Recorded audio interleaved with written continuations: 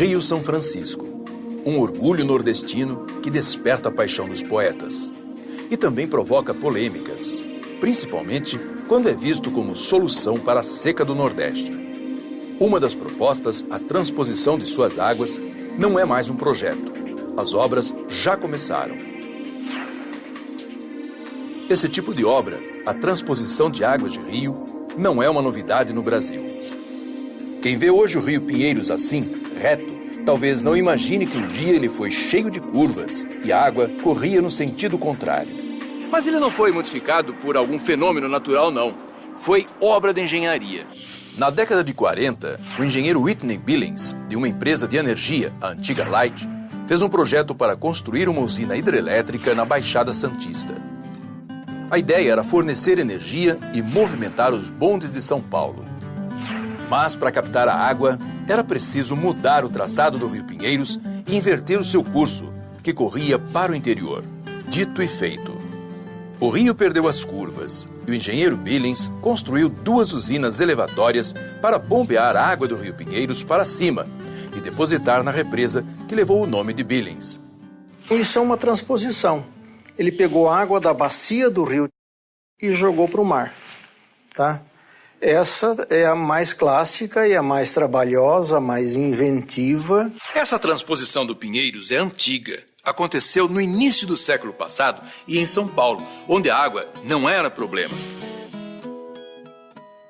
A transposição do Rio São Francisco está acontecendo agora, e é lá no Nordeste, onde a população sofre com a seca e com o pouco desenvolvimento. O Rio São Francisco nasce na Serra da Canastra, em Minas Gerais, e tem 2.700 quilômetros de extensão. O Velho Chico passa por mais 5 estados e enfrenta climas seco e semiárido. Deságua no Oceano Atlântico, na divisa entre Sergipe e Alagoas. A transposição de suas águas para combater a seca é uma proposta antiga. Vem da época do Império.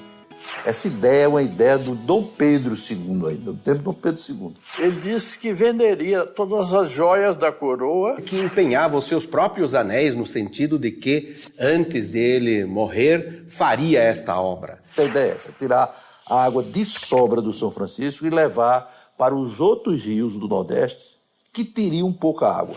Pelo atual projeto oficial, a água retirada do São Francisco vai abastecer açudes e rios menores do semiárido nordestino.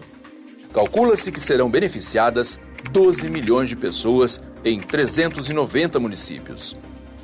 A barragem de Sobradinho vai garantir o fornecimento de água, mas só serão desviados menos de 2% do total da vazão. Uma parte dessa água sai do São Francisco, próximo a Cabrobó, Pernambuco, e segue pelo eixo norte. Passa pelo Ceará, Paraíba e Rio Grande do Norte. São 426 quilômetros de extensão. O eixo leste, com 287 quilômetros, sai da barragem de Taparica, em Floresta, Pernambuco, e vai abastecer parte do sertão e regiões agrestes de Pernambuco e da Paraíba. As obras do atual projeto começaram em 2007 e devem terminar em 2015. O valor total previsto é de 8 bilhões de reais, o equivalente a 400 mil casas populares. Portanto, as obras estão em andamento e os recursos disponíveis. Mas, mesmo assim, as opiniões ainda estão divididas. Eu sou a favor.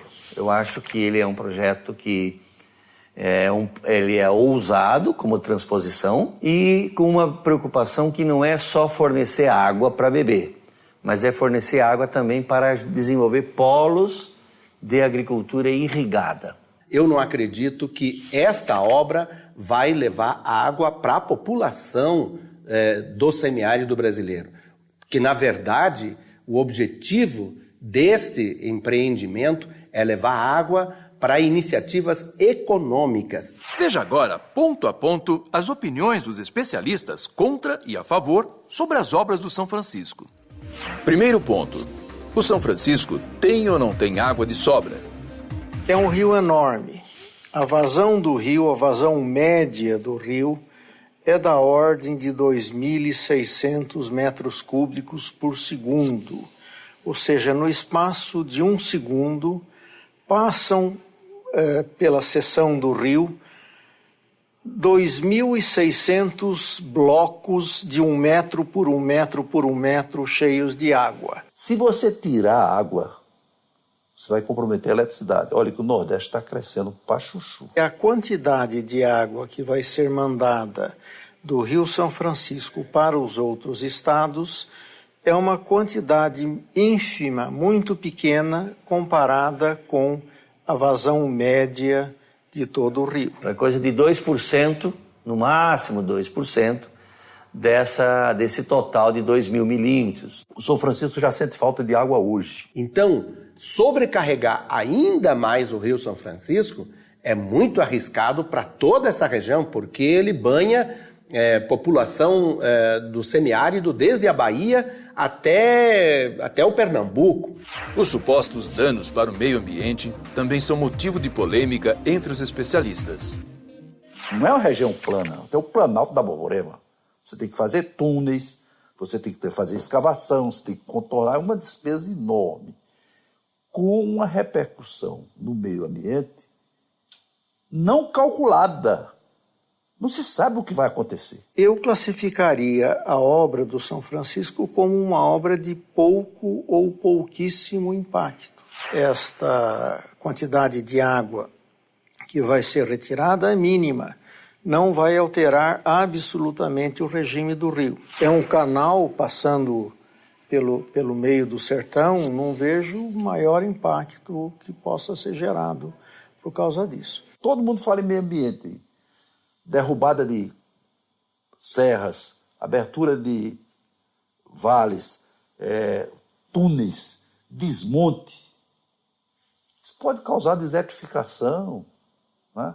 Isso pode causar um prejuízo muito grande, e vai causar um prejuízo muito grande. Há uma argumentação de que a Bacia do São Francisco está deteriorada ambientalmente e para fazer uma transposição também precisaria fazer uma recuperação da bacia. Uma coisa não é obrigatoriamente dependente da outra. Agora, ambas devem ser tocadas simultaneamente no meu ponto de vista. E o que acontece com as pessoas que moram onde os canais vão passar? Estavam desalojando muitas famílias, estavam separando comunidades e não permitindo que continuassem se intercomunicando.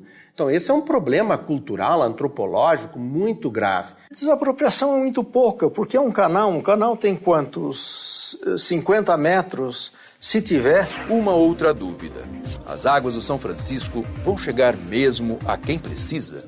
Se ela não chega à população, porque a população do nordestino ela é muito esparsa. Cada estado vai receber na entrada do seu estado, num ponto que no projeto se chamam portais, é um reservatório que vai receber a água do São Francisco.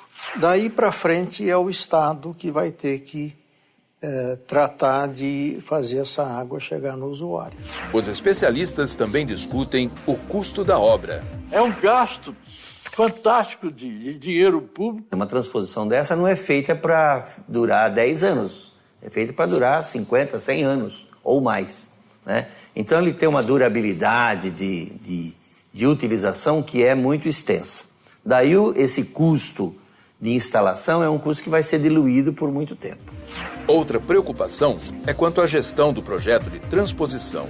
Já se aventaram diversas hipóteses para fazer esta gestão do projeto sobre a entidade gestora, mas, pelo que me consta, ainda não se chegou a nenhuma conclusão.